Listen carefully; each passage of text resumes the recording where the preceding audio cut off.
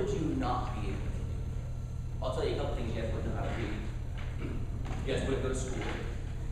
You guys probably wouldn't be able to do the things you do for fun. Because your life would be consumed in this thirst. And it goes even a step further, because not only is this a matter of getting water, but if you see right here this puddle, well, it's the only place there's water around. So not only do the humans go there, but so do all the animals.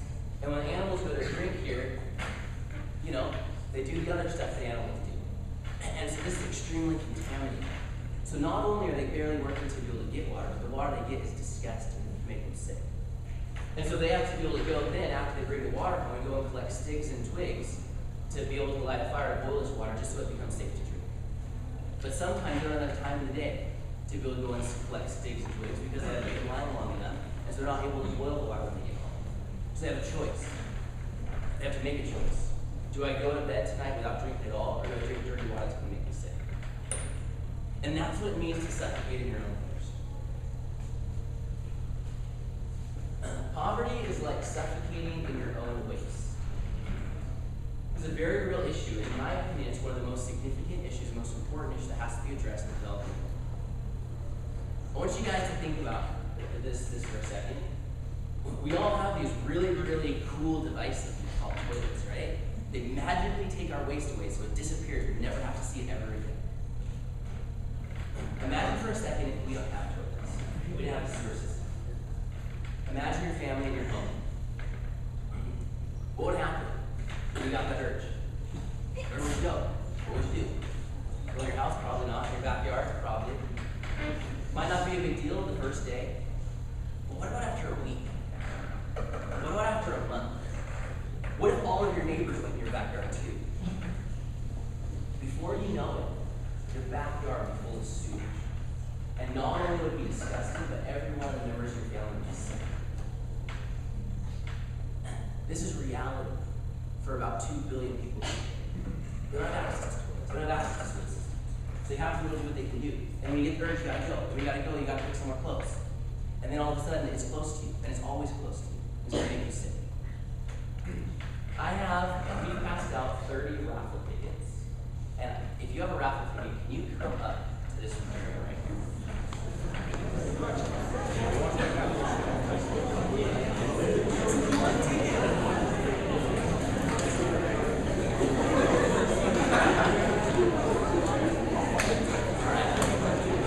Listen up.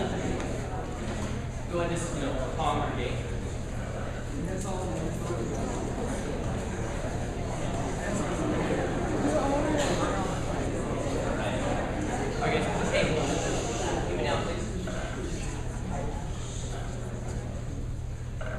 In many communities that we work with in areas of Africa, we see up to 10% of the young people in that community die every year because of sanitation-related diseases like cholera, typhoid, and diarrhea.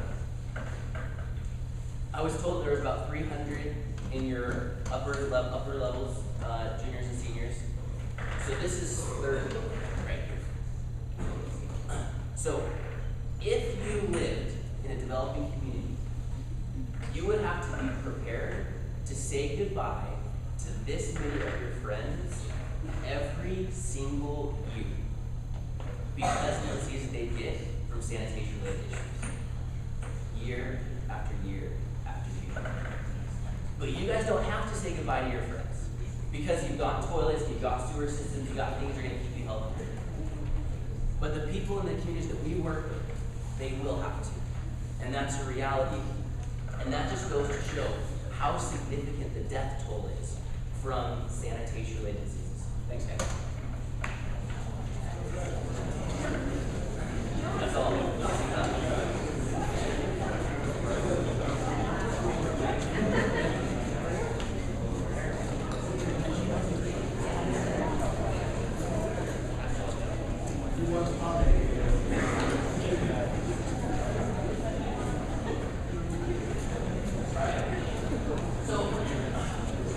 Are you guys with me here when I say that poverty is like suffocating your own waste? Yeah. And you understand what that means and why I'm saying it that way? Same story. Same story. There we go. All right. Poverty is like suffocating in illness. All right.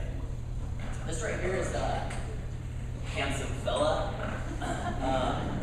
and we're out in Kenya, and this is a community center that Chapel set up, and it's got computers and books for library that community people use to learn. This guy right here is Maurice. He's a friend of mine. He's the chairman of our project.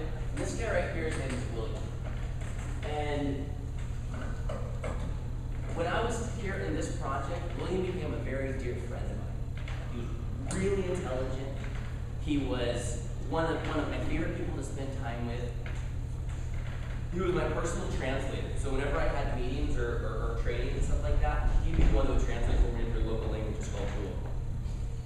And I developed a really close relationship with him. And he really rose to the surface as someone that we could really trust. And so we actually you can see we're handing the keys over to him, and we put him in charge as a community center. Because when we do a project, we like to be able to make sure the local state is in charge of the process. So we put him up as our community center manager. And when I came home for this project, we stay in touch with all of our projects by email, and actually we make phone calls and stuff with this guy. And after several months, William wasn't answering my emails anymore. And all of a sudden, Peter, who's this guy's younger brother, who uses computers, like sends me an email like, oh hey, you know what? Like William's sick. It's like, oh, like that's too bad. I'm like, all right, I'm sure. You know, week or two, like brush it off, like he'll be back. You know. 2 weeks later, like, well, William's still sick. Oh, like what's going on? Like, come on, William. Like we need you, buddy. Like, you know, stop being lazy. Like get back to work. We need you to do stuff. What I didn't know, but I know now that I've learned more about AIDS, is that if you look into William's face, the color in his eyes, you see he's already suffering from advanced levels of AIDS. And the next picture I'm going to show you isn't a picture of William, but this is exactly what happened to William, and exactly what happens to people that have AIDS. AIDS completely robs your capacity to survive. It destroys your body. And AIDS is becoming more and more and more of a debilitating disease that's becoming an epidemic across Africa and other areas of the world. And it's not just AIDS though, because you've got mosquitoes that are bringing malaria, you've got the waste issues that are bringing cholera and typhoid, you've got parasites and worms and other types of things that can be able to get inside your system and kill you. Poverty is like suffocating in your own illness, because every day is a very fragile balance, and you never know when you're going to get one of these life-threatening diseases. We lost both. William passed away about a year ago. In that moment, the illnesses that rob life in rural poverty areas became even closer to me. Illness is like suffocating. Poverty is like suffocating illness. Here's the last one. I want you guys all to close your eyes for a second. Your eyes are closed. Alright. So I want you to imagine going to bed. Alright? So when you typically go to bed, you go and jump in your when you go to sleep, you jump in your bed. But instead of having a bed, there's actually just a floor. And instead of a nice floor with carpet, there's dirt. And you get ready to go to bed, and you realize you get to crawl into your nice, comfy dirt floor. Well, at least you got your comforter, right? You go to reach for it, but instead of that nice, warm, comfortable comforter that keeps you warm on cold nights, you got a small, thin blanket. It's about 2/3 the size of your body. You try and put it over you, but no matter how you wiggle yourself, your feet are sticking out, your shoulders are sticking out. And you lay there, trying to get as warm as possible. But you got a chill, and you keep that chill all night long. And you wake up throughout the night because of that cold. Now, a lot of people think of Africa being a hot place, but at nighttime, a lot of areas get cold. You guys know what I'm saying? And people that, it takes money to buy blankets, and a lot of people don't have money. And if you don't have money, therefore you don't have a blanket. And when it gets cold, you're cold, period. This right here is a picture of a woman who I met.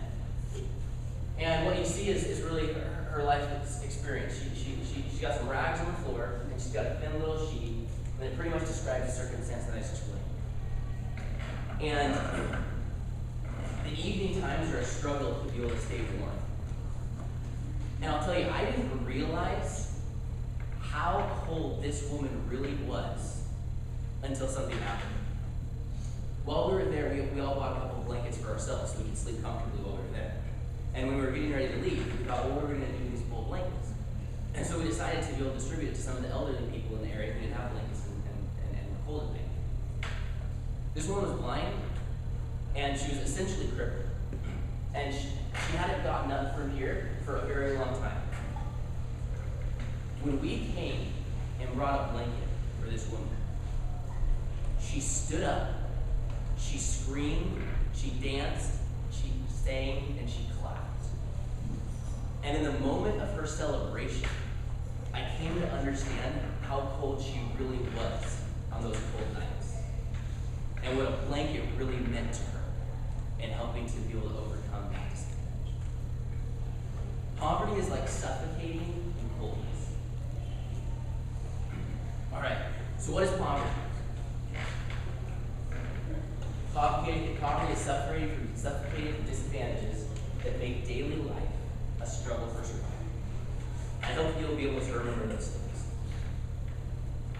All right. Phase 2. About a half an hour here, guys. How does poverty relate to other global issues, right? Okay, so what if we accomplish that poverty sucks, okay? Poverty is really, really a bad, dirty, ugly, painful, disgusting thing. But how does that relate to the other issues that we see in the news?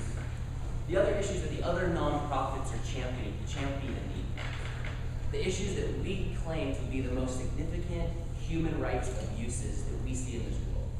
Let me name a couple. We've heard of sex trafficking, right? There's a picture of two Vietnamese girls. One's 8 years old, and they're imprisoned in a brothel, which means that they're exposed to forced prostitution at a young age. Next is extremism. You guys know this picture. People who decided to be able to express themselves violently in order to be able to satisfy some certain type of anger that they have within. And we've got this one. You guys have heard of this one, right? We've got areas in northern Uganda and other areas of Africa and other areas of the developing world where children are forced to be able to fight and kill. Would you guys agree with me that these are probably three of the biggest human rights issues that we've got today? It covers our bases there, right? And now let's ask the question: where do these come from? You might be surprised. Here's a nice little tree, okay? And from this point on, in the rest of your guys' lives, but at least for the rest of this presentation, I want you to think about the things that I showed you: sex trafficking, extremism and terrorism, and child soldiers, as branches and leaves to this tree. Okay? If you want to be able to destroy or eliminate a tree, you'll never do it by hacking at the leaves and the branches. If you want to get rid of a tree entirely, what do you have to do?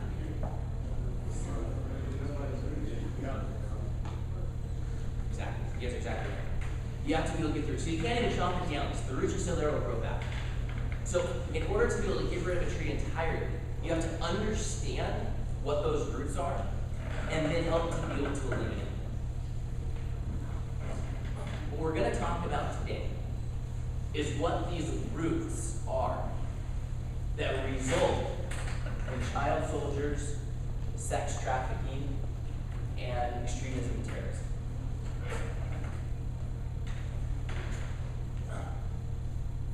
Who would mind reading a slide up here? Nice, strong, reading voice. Wouldn't mind projecting. Okay, you're awesome. I'm going to have you do it. And I need 4 others, so I need 5 total. So 1, 2, 3, 4.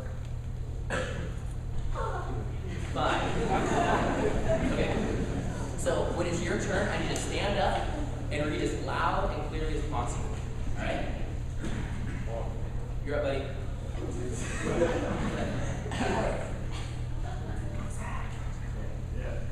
An analysis of why Thai girls and women enter prostitution indicated 90% entered because of family poverty.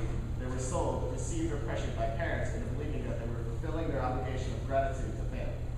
Other factors were lack of education, and alternate employment opportunities. Another study showed that in one village of the Chiang Rai province, 41 out of 170 households had sold their daughters. A further study estimated that in one northern province, 80% of all girls grow up with the expectation of being sold at 12 to 18 years old. A 1990 survey of northern villages reported that of the girls under 16 years of age who had been sold into prostitution, 63% were sold directly by parents. Who wants to tell me what this is saying? What's the point? Somebody?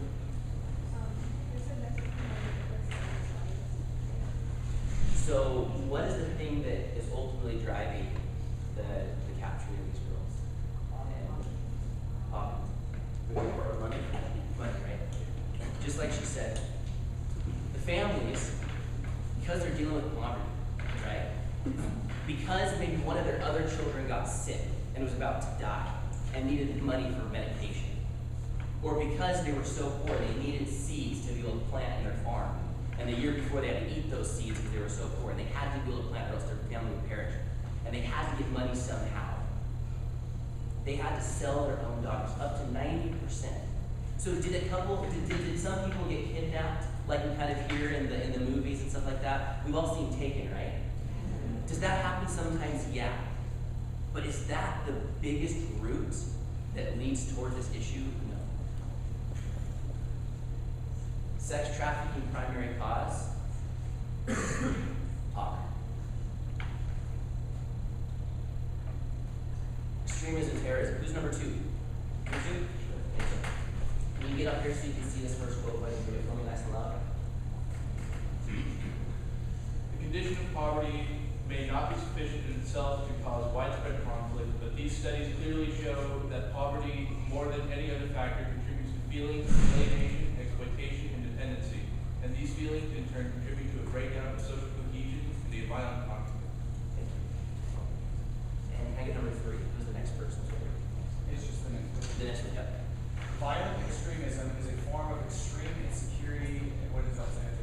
In other words, it thrives on the absence of social, economic, and political opportunities for growth and advancement. Awesome. Interpretation.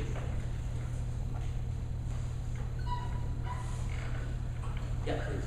Basically saying that extremism is poverty because the way my dad explained it in places they say that they have a rich uncle in England, and then they take that kid and they go take it to England and goes to a school that teaches you about extremism and what's so bad about the world, and then from there he gets back to his village and he takes people in his village, but then that's usually the start of extremism. And he comes back straight with money showing that because he was trying to poverty and stuff like that. Awesome. And if he wasn't coming from desperate circumstances, maybe he never would have gone in the first place, right? Well, that's that one his parents. Yeah, sure. Any other thoughts on this? Interpretations? Comments?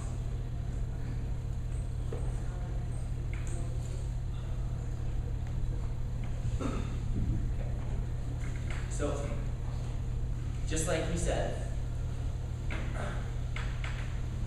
you guys have seen Slumdog. Well, actually, no, I'm going to use that for the next slide. When we look at the concepts of people who are willing to risk their own lives to be able to destroy other people's lives, we call them suicide bombers. And unfortunately, we focus more on the bomber part than on the suicide part. And are there people who have been so indoctrinated that they've decided that this is going to be the thing that's going to bring them whatever, to be able to kill themselves, to kill others? Yeah, it exists. But I'll tell you what, the average person who gets roped in to this type of extreme activity, they already were planning on killing themselves. They already hated their lives. They dealt with poverty in such a way, and they've seen their mom die, or they've seen their dad die, or they've been responsible for spending 8 hours a day collecting water. And they were over it. And so they became ripe to be able to be connected in to these types of groups that can say, hey, let me tell you something you can do to make yourself important. And that's how it goes. And I would say that there are other things that lead to extremism, but the single biggest root that feeds that branch is poverty. Okay. Child soldiers. You guys ready for this one? Interested? Can I get the number 4, please? Poverty and lack of education draw many children into armed groups. In Afghanistan, the proportion of child soldiers has reportedly risen from 30 to 45%. During the conflicts ravaging Sudan in the 1980s, the early 1990s, thousands of young boys were lured from their homes with the promises of work and education, only to be thrust into battle. Thank you. And number 5. Poverty is regarded as the, what is it? This is root cause. Root cause of many armed conflicts, and it experiences the children joining armed groups.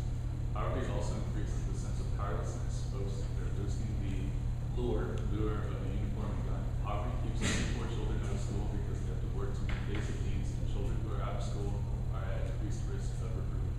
Thank you. Interpretation. Yeah. These children from these families that have struck so hard from just being poor and being poverty, they want that money so bad to provide things like being warm and food and get away from all the waste. So they'll join these groups of child soldiers as sort of family that can support them, that will provide things for them in turn for them killing other people. Yeah, you're exactly right. A lot of times when we think about child soldiers, we imagine this kid was walking off the way to school, right? And someone pulls up in a truck and snatches him and throws him back in the truck, whisks him away, and then brainwashes him. I think that's kind of what we think about. Like a child soldier, well, he would never volunteer for that. That's crazy. He must have been kidnapped and forced into it. But if we look deeper, if we really look at it academically, and we don't just listen to some of the popular media or popular messages, we realize that most of the kids that ultimately end up becoming child soldiers were lured into it and were recruited. I was just saying on the last slide, you guys seen Slumdog Billionaire? You remember that feeling, that look in the older brother's eyes as he started to feel important? You know, right when those gang guys were treating him special and he was beating up the other kids, you could see in his eyes, he was like, this is the first time I've ever felt importance in life. And yeah, it comes at the expense of other people, but so what? I've always been hungry, I've always been begging, and now all of a sudden I get a Coca-Cola every day, my stomach's full, I feel like I belong something, I feel like I'm important. Okay? That's the concept that happened with child soldiers. All this, I was desperate, I had no food, I had no way to provide for my family. Now all of a sudden, I get paid every week, I get a gun, and if I need something, I can take it. Think about the difference there. And I will go as far as to say that if the roles were reversed, you and I might not make that same mistake. Child soldiers recruitment, primary cause? Poverty. So how does global poverty relate to other global issues? When we overcome poverty, we overcome the main roots of everything else. It is a little bit simplistic, yeah. Are there a lot of other factors that go into it? Yeah. But I would guess that if you looked deeply into any humanitarian issue or civil rights issue that you feel passionate about, you will find that at the root of that issue is poverty. And if we can address poverty, if we can overcome poverty, then ultimately it becomes a lot easier to solve all these other problems. All right. So we've got 10 minutes here, so let's get through this quickly. What can we do about poverty? There's great news. This is the light at the end of the tunnel, okay? We've gotten through 40 minutes of talking about some pretty downer stuff. But, as I just said, there's a light at the end of the tunnel. When you look at his face, you look in this guy's eyes, I hope that you see the same things that I do. I see someone who's determined, who's hardworking, who's resilient, who's confident, who's capable. This man, who I met personally and took this picture, experiences every single one of the things we talked about. You can see his home. This is his entire home right here. See, there's no food. He has no blanket. He's got this leg right here because he has a sickness. It's completely swollen. He can't walk well. He's thirsty. He's hungry. He's sick. He's got all the aspects of poverty, every single one of them. But yet you can see that there's a fire in his eyes still. And one of the most important things to understand is that rural people, no matter how poor they are, they're so smart. They're so hardworking. They're so resilient. And they're so capable. And I never want you to think otherwise. This is a kid right here, same story. Despite the fact that he's got blood dripping down the side of his face, he was completely alone when we walked up. Right now, we're in one of the most impoverished slums in the entire world. And he lives in a little mud hut. But if you can see in his eyes, you see the same things. You see strength. He's not afraid. He's just strapped with some disadvantages. But he'd like to be able to do what he can to overcome those. You know, Africa, we know, has a lot of resources. You guys might have heard there's some diamonds there, there's gold, there's oil. Do you guys know what Africa's greatest resource is? Diamonds. Rubber. Nope. Africa's greatest resource is Africans. They're so capable of being able to absolutely improve the quality of their own lives. They're full of potential. This kid right here, when you look at him, when you think of him, I want you to symbolize potential.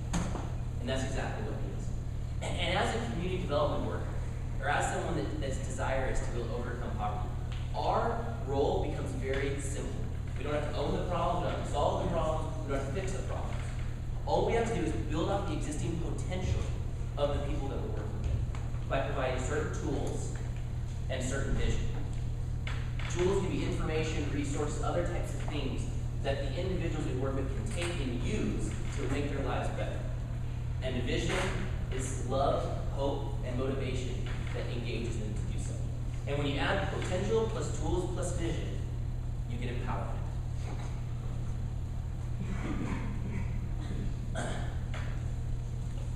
As a community development worker, I'm going to give you 2 examples in a very short amount of time of what this looks like. We bring community members together, and we open up the dialogue about sanitation issues. In fact, these kids that are laying down right here are actually, it was the same exercise that we perform with you guys that we perform with community. And we help them to be able to see how much death comes from their waste habits. And we help them to connect that death and that suffering to how they choose to go to the bathroom. And that if they were able to change the way and reorganize the way that they as a community manage their waste, that they could be able to save lives. We don't go in, we don't set up the latrines or set up the toilets or build the systems like that. We just allow the information to connect to their potential and empower them now with the information they need to be able to identify their own problems and discover their own solutions. So we bring a community together, we talk about these issues, and one by one they sign up and they make a commitment. A commitment not only to be able to no longer be a cause of the problem, but to be able to find solutions to the problem.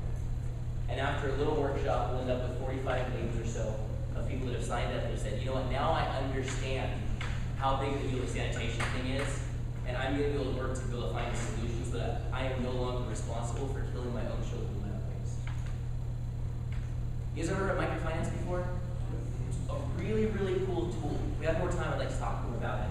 But the concept is people are so capable. They've got good business ideas. They've got abilities to be able to make money for their families. You know, if you look at the average American business person that starts a business, like he goes to the bank. The first thing he does is go to the bank and gets a loan for $200,000 or $300,000. He doesn't have the money that he needs to be able to to set up the business to be able to make a living for his family. But once he gets that loan, he can set the business up with the profits from the business. He can pay back the loan, and now he's got a business for the rest of his life to provide for his family. Well, imagine if you had a business idea for 10, 20, 30 years, but you never were able to get your hands on $200 or $300 that you need to be able to actually make that business happen and provide for your family.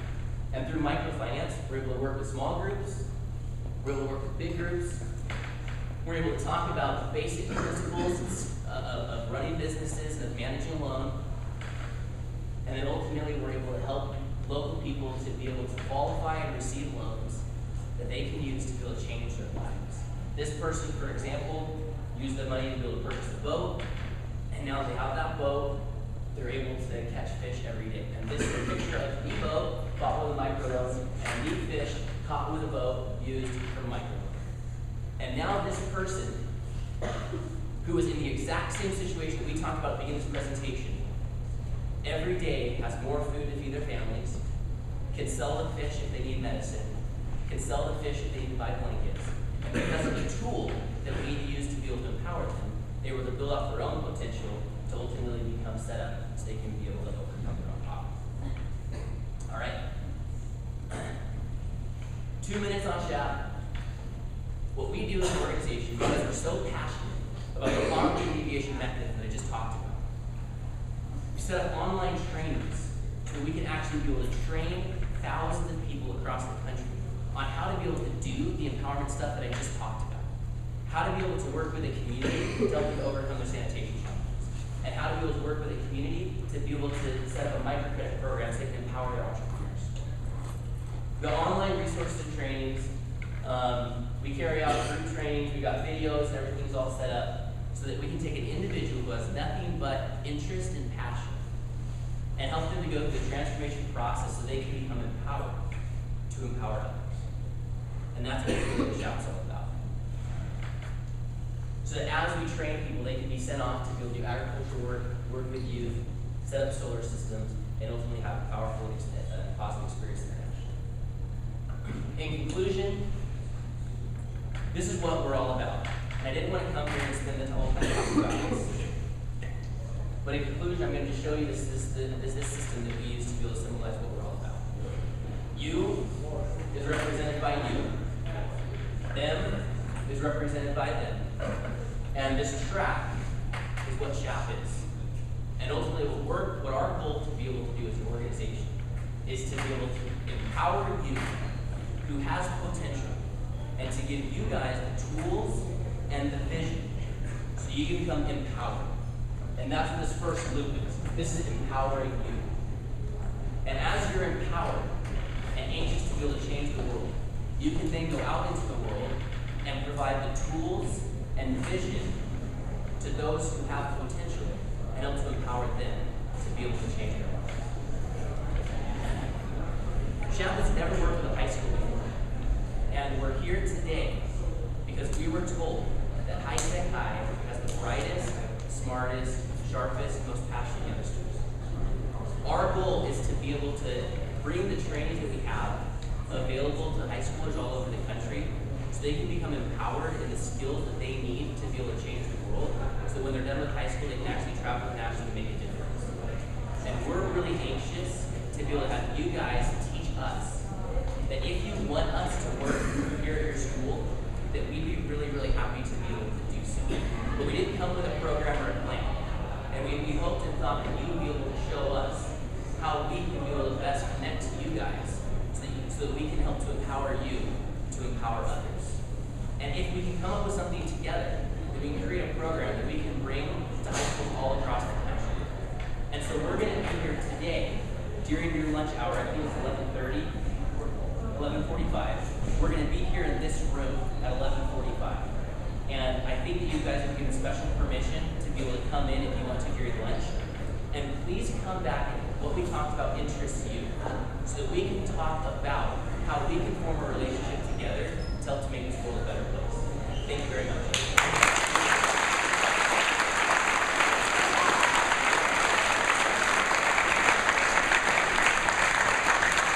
Let's go ahead and look forward to that. One more round of applause, everyone.